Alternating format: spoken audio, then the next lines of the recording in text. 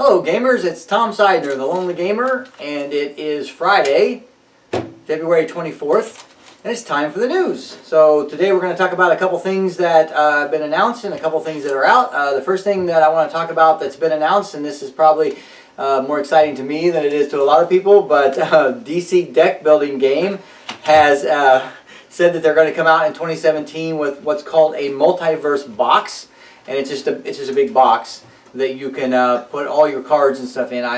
DC deck building game is one of my favorite deck building games, mainly because of the theme, because I'm a huge DC fan. And this will allow you to put the original DC deck building game in there, the Teen Titans, the Forever Evil. Put all your different boxes in this one box, and probably will come with some cards. Usually when you buy one of these boxes, it comes with some exclusive cards for the box. And I think it also said that it comes with dividers, nice plastic dividers with the different tabs on them so you can see what the different cards are and everything. So if you're a fan of DC deck building, this year they're going to come out with the multiverse box, which is just a big box. It's kind of like the big geeky box that they came out for Smash Up. So another thing that was announced just recently, and it is just right around the corner even though it was recently announced, is Warhammer Quest. And I don't know if you're familiar, there are two Warhammer Quests out there. There's Warhammer Quest, which is the miniature type game, and there's Warhammer Quest, the card game. The original Warhammer Quest, the miniature game, was called the Silver Tower, I think, and it was pretty popular. Kind of a pricey game, but I think that Workshop's games are usually fairly pricey. I always call Games Workshop like the Cadillac of the game industry. It's really good, and you pay top dollar for it. Yeah, so the Silver Tower was kind of a high-priced dungeon dwelling game, kind of like Descent or something like that. But it was really popular, and I think it was really good. Well, they've announced a second in that line, and it's called Shadows of Hammerall. And it's actually supposed to start shipping February 25th of this year, 2017. So they just announced it, and immediately it's going to be out there right around the corner. So if you're a fan of the Silver Tower, or you're a fan of the Warhammer Quest games, the miniature ones, then go ahead and check that out. It's Shadows over Hammerhall. They actually have it on their website, and you can actually pre-order it from them. The last thing I want to talk about is something that's very exciting to me. I think in a few episodes back, I was kind of lamenting on the fact that I had seen somebody who made a Buffy Legendary thing, and then I found it was a hoax. Somebody had just made it up. Well, come to find out, it wasn't a hoax. I was watching some actual footage from Gencon last year, and one of the things that I saw was the guy from Upper Deck, and he was talking about things that are going to come out in 2017, and he actually said that in 2017 Buffy Legendary will be coming out at Gen Con. And I'm pretty excited about that because that looks really great. Now the one disappointing thing was that he said it's not it's legendary, but it's not legendary encounters, so it's not on the same scale as like the aliens. I was kind of hoping it was episodic, like the encounters, where you had like maybe like different episodes of the show that you would play through and stuff. Unfortunately, he said it's not like that. He said it's based on the original Legendary game, the Marvel Legendary. So I think it's going to be more in that vein. That's a bummer. It is. It's funny because a few times it's come up where somebody will do a parody product and people love it, and then they actually create the product. And years ago, there's a geeky store, and it made a Tauntaun sleeping bag, and there's a play on in Empire Strikes Back. Yeah, and Luke Skywalker got inside there. Yeah, and so they had it as a joke, and all these people tried to order it, so they actually made it. And I wonder if they made the Buffy Legendary because somebody did the mock-up and everybody got excited about it. Yeah, I'm not sure because I heard about it, and like I said, I was skimming through some web pages and I saw a picture of it and I got excited, and then I went to where I saw it from, and it looked like it was a guy that had photoshopped it, had made it up. But then when I saw the interview with the guy from Upper Deck who specifically said, we are coming out with Buffy Legendary, then I was like, wow, maybe I saw the wrong thing, but then maybe it was something like that. Maybe Upper Deck kind of heard about it, but the Upper Deck video was from 2016 Gen Con, and I have no idea when the picture that I saw was generated. It could have been generated 3 years ago for all I know. So I don't really know the way that works, but I am very excited about it because Buffy is one of my favorite franchises, and if they're going to do a Legendary, it ought to be good. Legendary encounters would have definitely been better. I think so too. And the guy in the video actually said, the guy from Upper Deck said that they had done, at the same time they were working on the Buffy Legendary. They were also working on Firefly Legendary, and they did the Firefly in the Encounters type thing, and I think that's one of the reasons they decided to do something different with the Buffy and spin the Buffy over to the Legendary side. So I guess we'll find out how it works out. I don't hate Legendary. I play the Marvel Legendary and I like it. I usually play it by myself. It's one of those games that plays really good solo. So you know, I've actually tried to play Legendary, the full Legendary, with 5 people, and it didn't seem like it scaled very well. We just got slaughtered. So, but I play it by myself a lot, and I find it pretty easy to play when you play it by yourself. So I don't know. So I guess we'll find out and see if they made the right decision going with the Legendary over Encounters. But look for that because it's supposed to be at Gencon 2017. So unless something's changed on that, I'm hoping to see that. Last year, their big thing was Big Trouble in Little China, and they had the huge truck in the thing. So wouldn't that be cool if their whole booth this year is based around Buffy? Oh, that would be cool. yeah, that would be great. So anyway, well, to be seen. Okay. Okay. The next thing I want to talk about real quick is out there now at retail is Elder Sign.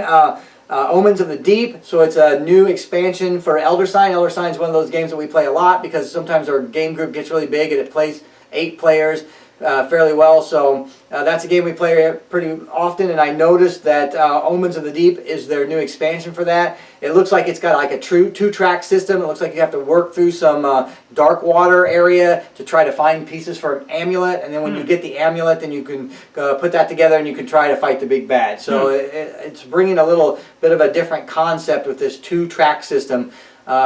I'm not sure exactly how it works because I haven't actually seen the game, but I'm envisioning that maybe some of the people can be working on one track while other people are working on the other or something. So it's yet to be seen, but it is available and you can purchase it now at retail. Okay, so real quick, before we get to our topic of the day, I'm going to talk about a quick Kickstarter thing. So ThunderStone Quest has now gone live on Kickstarter. It is out there. ThunderStone is my wife's favorite game, and it's probably a game that we will get eventually. I'm not 100% sure if I'm going to kickstart it though, and I'll be honest with you, I'm really on the fence on this. If you guys want to encourage me or discourage me, put some things in the comments about it. My encouragement would be always back things your wife likes. Well, we will definitely buy it. So I'm gonna preface this by saying the game will get purchased, but the Kickstart it's $60 for the minimum buy-in, and then it's $100 for the buy-in with the expansions. And I don't know, it seems a little high. I guess I'll wait and see what happens with the stretch goals and stuff and see what all gets opened up in the campaign. That might open up my wallet.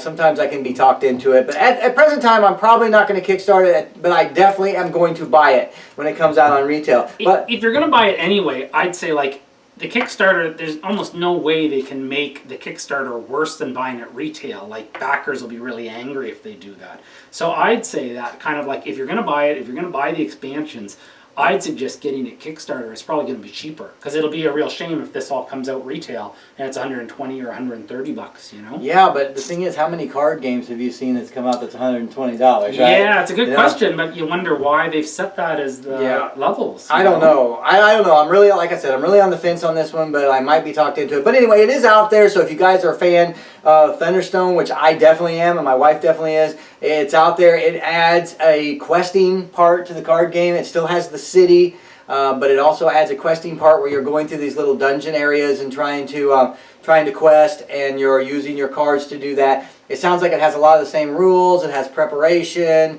like the original game had. It's got the city where you can buy stuff. It's got heroes that you can upgrade, and so on and so forth. So it sounds very similar. But with the added questing, I think that's going to really make it a really fun game. So I'm looking forward to that. It had a goal of 50,000. They've surpassed that in the first couple days.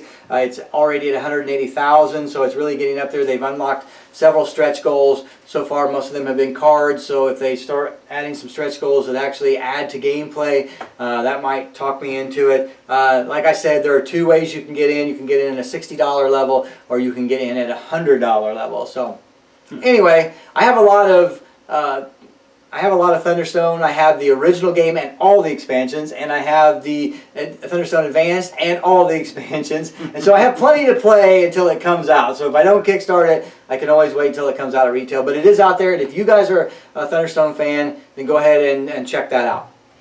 All right, so now we're going to talk about our topic for today, and our topic for today is going to be augmenting gameplay with electronic items. And so what we're talking about here today is we're going to talk about using iPads and computers and stuff like that to augment gameplay in board games.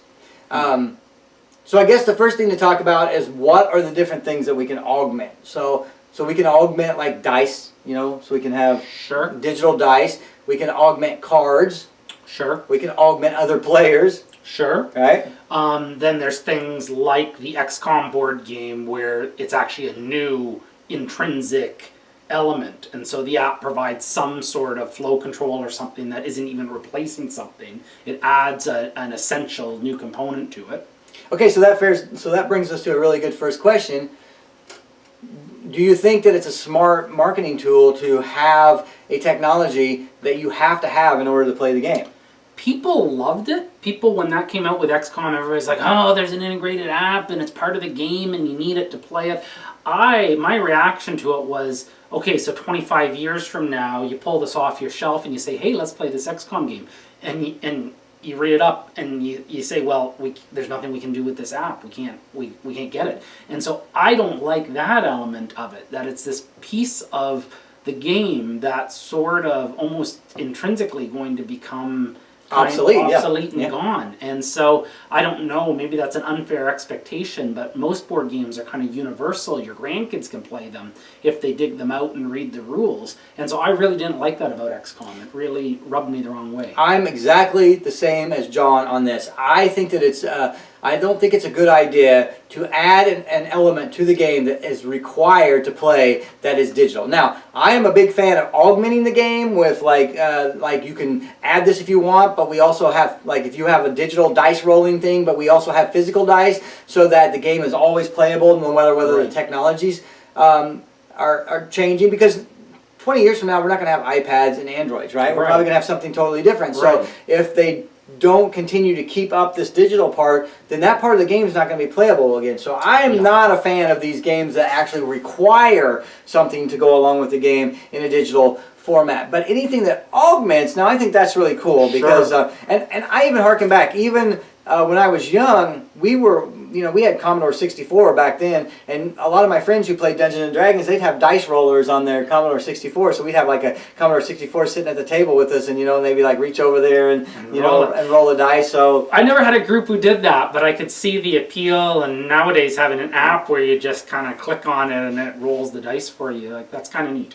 Now there can be kind of I do kind of feel like sometimes with digitally augmented things there can be kind of a disconnect, because one of the games that we talked about today, which is Elder Sign, we play that a lot. And I do actually have the Elder Sign app on my iPad. I don't like to play it as much as I like to play the physical game, and I think really it's the disconnect between me and the dice. Because when I play Elder Sign, the actual game, I roll the dice, and I actually have this feeling, this tactile feeling when I roll the dice, that I'm actually somehow in control of what happens with the dice roll. But when I play it on the iPad, I kind of get this feeling like the iPad knows what I need and it's not giving it to me, right? So I almost have this inner turmoil that the iPad is cheating me, because like it never rolls what I want it to do. So I actually had a funny experience with the Elder Signs app. That's what got me to get a smartphone. And so at the time I just had a burner that you pay as you go from 7-Eleven. And I had a friend who for a year and a half, he kept trying to get me to get a smartphone and then gave up on me. And I read that Felicia Day was addicted to the Elder Signs app, and I read up about it and I really wanted to play it, but I just had like a Nokia cheap phone. And I went round and round. I almost was going to ask a friend if I could buy him Elder Signs on his phone and let me play it, which is ridiculous, like in hindsight. But then I got a smartphone, and I've had a smartphone ever since. That was kind of it for that. But Elder Signs was what convinced me to get a smartphone, and then the app on that, playing the app. Yeah. So sometimes it's weird. Sometimes the digital alternatives kind of you don't really have some of the feel. I know that one of the big things about 3 years ago was when the Microsoft Surface came out. The big thing was that they had board games on the Surface where you actually had like miniatures and you like would move them around and it would know where you were on that. And that seemed really cool. Yeah, really cool. The board itself which is something that's really, they're not augmenting all that much, but I actually think the board itself would be something that could be augmented without any kind of issue. Sure. Right? And then, wouldn't it be cool if you had something like Clank, where you could just randomly generate the dungeon? Sure. You know? And then every time you play, it's totally different. Now, it begs the question, where are you going to get that big of an iPad? Because a board is a big item. Right. But as technology gets better, they may have like a projector type thing where it projects the board on the table. And I think that's something that would be definitely something that would augment the game without adding any kind of artificial, challenges to the game. Digital tabletops definitely exist. There was a research group where I was doing my grad studies, and they were doing exactly that. They get people together to play board games on this tabletop surface. So the technology is already there. It's just getting the price down to a point that it becomes kind of consumer technology. Yeah. Now, one of the things that we definitely have to think about when we're talking about technologies that augment board games is how well they're written. Sure. Right? So games can be written in a way that it actually doesn't lend itself to the original concepts that were in the game. Right. One of the things I actually teach programming classes, and one of the things that my students struggle with a lot, is the concept of a card deck. Whenever they try to write a program that actually draws cards from a deck, they inherently want to just randomly draw a card from the 52 cards that are available in the deck, without really taking the consideration that once you draw that card is no longer in the deck and you can't draw it again. So you have to use the proper algorithm that actually removes that card from the available cards that are left, so that when you draw again, you don't draw the same card. Right. So if things aren't written well, then they can actually change kind of the dynamic of the game because of, bad programming on the digital side.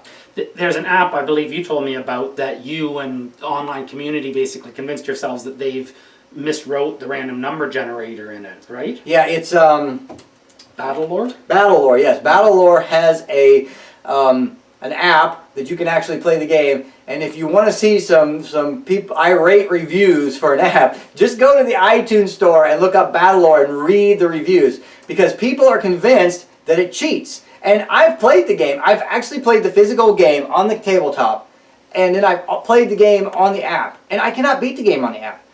No matter what you do, when you roll, you never get what you need. I mean, like when you play a game with dice, there's a lot of times you roll and they come up, craps. You don't get what you want. But there's a lot of times where you roll the dice and, oh my God, I got exactly what I needed, woohoo, and you're excited and everything. That never happens in this game. That game, I and other people are convinced that game is written in a way that you lose. It's an easy thing to do statistical analysis on it, so really they could just go through a bunch, keep records of all the rolls, and that'd be an easy thing to determine. Yeah, but when you're playing the game, you want to, if you're going to digitally augment a game, you want to feel like you're getting the same shake in the digital game that you're getting in the physical game. And you shouldn't have to do that, prove that the game's cheating, and what do you then do once you've proved it? Then it's just you feel more justified in being angry, I guess. Yeah, exactly. Yeah. So I enjoy digital augmentation to games. I'm a proponent of it as long as it doesn't break the game when that's not available. I just did a review of actually playthrough. I didn't really review it. One of my commenters said that I should have said whether I liked it or not. I did like it, by the way, if you guys want my opinion, but I was just trying to do a playthrough so you could see what it was like. But I enjoyed having that there, and it kind of really ramped up the tension, because I actually came up with a little solo variant for Clank, and I've played it several times with my solo variant. But this app tended to ramp up the the tension a little bit. I can remember when I was doing the playthrough, I was like, oh, just please don't draw a dragon, don't draw a dragon. Right. So, and then it kind of gives you something else to think about while you're playing.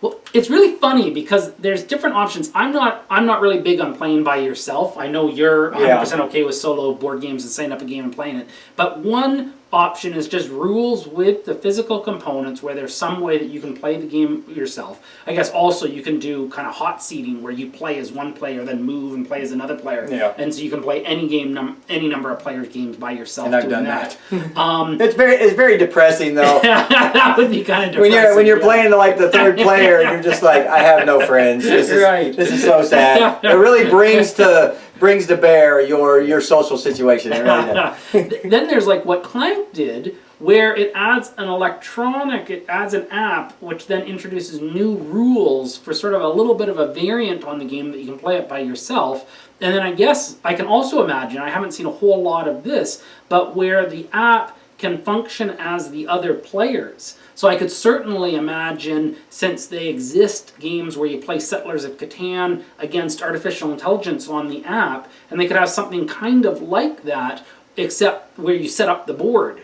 And I guess really it would just be a roundabout thing if you were doing Settlers of Catan that way, because you'd have to update the board on the app and whatnot. And so it's just a really complicated way to play it on the app. But it would be quite interesting if there was an app that could take the place of other players in board games. And I haven't seen a lot of that, but it seems like that would be a useful thing that people would probably like. Yeah, I think in that case, I think one of the biggest problems for that case is continuity between the board and what's on the thing. What would really be cool is if they had like a camera that could be shown down on the board that actually could keep track of where everything is, and when you move stuff, it could keep continuity on your device. Then you could actually have a computerized player that could actually play the game. In fact, the camera could have a laser on it or something and says like, move my piece here, and just point down to the board, and you put their piece there. You know, you move it to where the little laser light is, and then there's continuity on the screen, and they know where they're at, and you could actually play Settlers of Catan or any of those games with a computerized player if you had a way to keep the continuity between the app or computer or whatever was running the AI player and the actual physical board. Right. And I guess just programming that right now would be far more cumbersome than just making an app of the game, and so companies are more likely to consider making an app, and the idea of making the virtual opponent isn't as enticing to them. Yeah, because the thing is, it would have to get to a point where they could make it easy for the player, right? If the player, every time the computer made a move, had to update the board, or every time they made a move, had to update the computer, then it becomes so cumbersome that they're not going to want to do it, right? So once it becomes to where they can monitor the board, they can keep continuity, and then they can have some kind of feedback on the board to let you know what the other player wants to do, then I think we're going to get a lot of these augmented, gameplays where you can say, this is a one-player game, but you're playing 4 players, and the other 4 players are just this computer who is actually just doing its turns. Right. And that would be great for people like me who just love to play games but don't have a lot of people to play with. So, I mean, I'm kind of looking forward to that future, but right now I can live with the augmentation that we have, the little things that we have, because I like to, we have a game, that game Myth that we played. One of the things they did is they released an app which augmented the actual bad guy's turn, right? So we push a button and it goes through the turn cycle for the dark, it's called the dark, and the darkness, and then you can even draw cards on there, and so you push a button and it flips up the card, and then you can read it on the screen, and so those kind of augmentations of the game I really enjoy, and I think they add a lot to the game. And if I don't have my iPad or something, I have the physical cards, and I can actually do the Overlord thing myself. So that's it with Myth, is that it replaced the physical components. The physical components work, but the app version was just more streamlined, a lot more pleasant to play with. And to me, that's the gold standard of augmentation apps, is what Myth did. That was just perfect, that they took the things that were irritating to update and maintain yourself, moved it onto an app, and the rest of the game really did still remained intact and really made sense. One game I could imagine them having sort of an augmentation like that for another opponent might be Tyrants of the Underdark. And how that would become more beneficial is it's such a big board, it's hard to imagine that map on an app. If you were playing it on your phone, it would be impossible. Yeah. And even if you were trying to play it on an iPad, I think it would be really, really, really cramped. And I think that is a lot more tractable. You could certainly model the decks of cards on the iPad, and you could certainly monitor the state of things on the iPad, and it could tell you, okay, the opponent's going to move these troops from here, these troops from here, these troops from here, and then when you make your move, you both make it on the board and on the app. I don't think that would be that cumbersome. And then it could show you the marketplace on the app, and let you choose and then display your hand. So each turn you take the app, you draw, you look at your 5 cards that you get, and then you play out your turn. And it could even add up for you. This is how many, after you've played all these cards, this is how much money you have to spend, this is how many soldiers you have to deploy, and you could do all of that sort of thing. Yeah, I think we're almost at like a crossroads here where you're talking about how much augmentation can we do before we're at a point where you might as well just play the whole game on the screen. Right? Absolutely. So that's the big question. Yeah. What is enticing about it at that point to still have the physical components? Exactly. Yes. So I mean, I think where we're going in board games is, we don't want to go far enough. We don't want to push this technology far enough where you might as well just play it on your iPad. But push it far enough to where it's beneficial when you still have the physical board. And I think it's kind of a real balancing act for these companies to decide what can I add and what can I do before I'm just all in, right? Right. And I think that the augmentations, some of the augmentations are definitely benefit. One of the things that I think more board game companies should do for augmentation is scoring. Okay. Right. There are a lot of games. We have this one game, it's called Fairy Tale, and I don't know if you've ever played it. It's a great game, it's a great drafting game. So it's one of the best drafting games I've ever played. But the scoring for that game, it's a nightmare. It's a nightmare. Yeah. And we even said, I think we say each time we play it, I wish I could just take a picture of this with an app and it would give me my final score. Yeah, exactly. Yes. Because you end up at the end of this game with this tableau of all these cards, and they all counter off of other cards, and they depend on whether they're flipped over or they're face up, and all this stuff. And if you could take a picture of that with your phone, and your phone was smart enough to score your tableau from that would be amazing. Yes. Because that game is really hard to score. So I think scoring is another area where digital components can actually augment board games and really bring to light some benefits. You don't have to have it because you could always score it by hand. Right. But it's something that if you had it would bring, I can remember one of the earliest apps that I ever had was the scoring app for Agricola.